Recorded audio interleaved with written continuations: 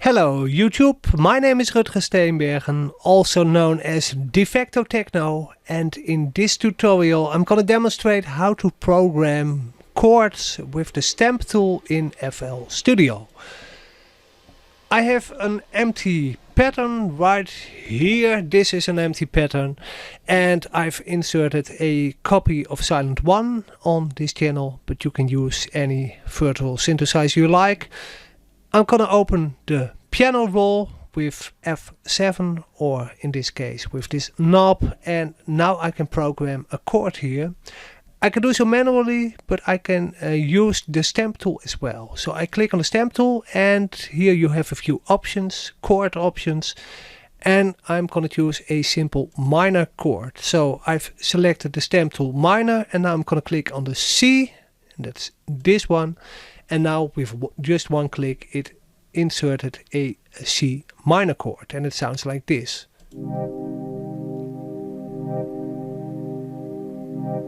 Well, sounds okay.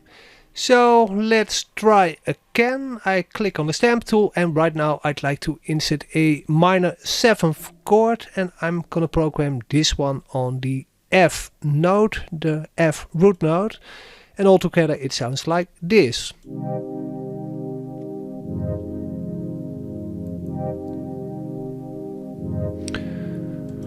Just a nice little chord progression. It sounds okay. I've inserted the chords here as well and just made a little arrangement for the purpose of this video. I have the chords, and I'd like to fiddle around, play around a bit more. So maybe let's try some sidechain compression. You can use a fancy compressor plugin for this, but you can do so with native FL Studio plugins as well, and it's actually really simple. You can drag and drop a kick on a channel, and I'm gonna use this kick purely as a sidechain kick, so you won't hear it in the track. It's only used for sidechaining the chord sound. So the kick, I've programmed the kick 4 on the floor, fill each 4 steps, and on this sidechain kick channel I'm gonna route this channel to the mixer channel 1, and on mixer channel 1 I'm gonna insert a fruity peak controller. I have the chord here, and the chords I'm gonna mix or send to mix channel number 2, and on mix channel number 2 I'm gonna put a compressor, and with the compressor I have this threshold value right here, and I'd like to send the signal of the sidechain kick through the peak controller to the threshold. So the kick is gonna influence the threshold value of the compressor on the chord channel.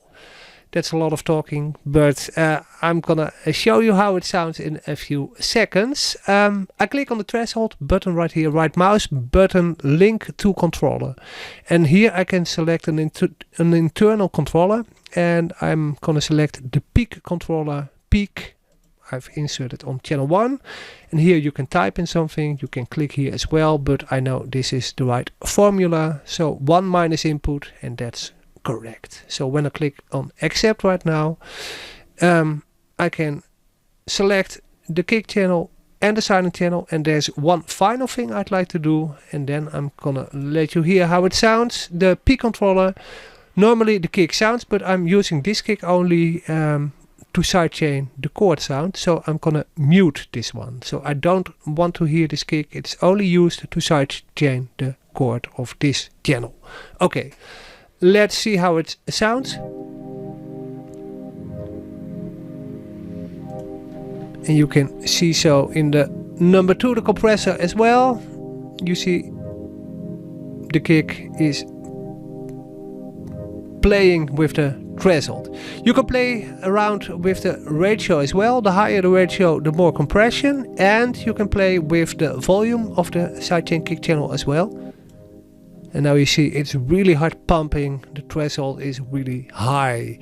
It's a bit too high for my taste, so I'm gonna lower this, and when the compressor is working too hard, the sound gets squashed, so it's quieter, and you can use this makeup gain to to make the volume right again.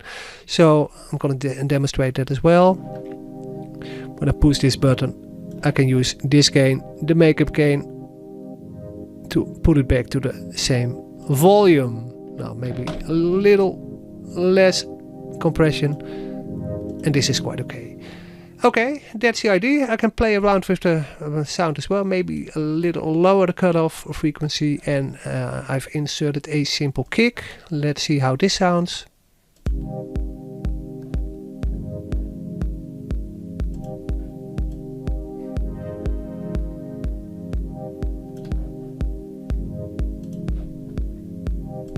Well, that's quite nice already.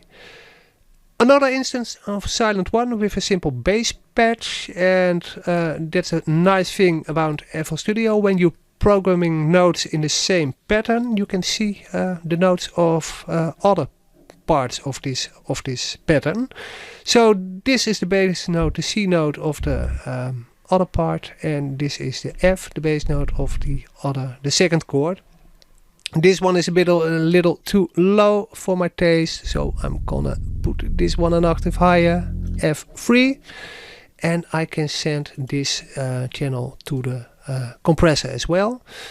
And sidechain kick is on, the normal kick is on, and the bass is on.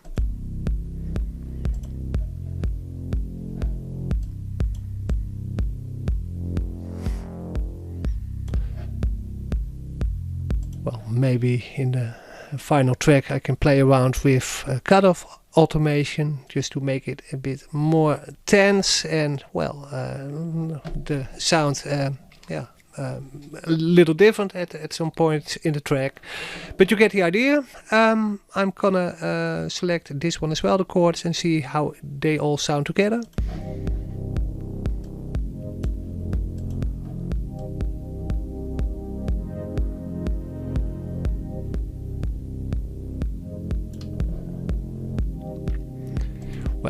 You get the idea. It isn't a perfect track yet, but by just playing around with the stamp tool, make a nice little chord progression with the stamp tool, and playing around with the compressor and the Fruity Kick controller in FL Studio, you can come up with a nice idea for a new track in just, it's only 8 minutes right now, so give it a try and keep on making great music. Thanks for watching. If you like this tutorial, please follow. You can follow me on Instagram as well, instagram.com/defactotechno, and I'll see you in the next video. Ciao!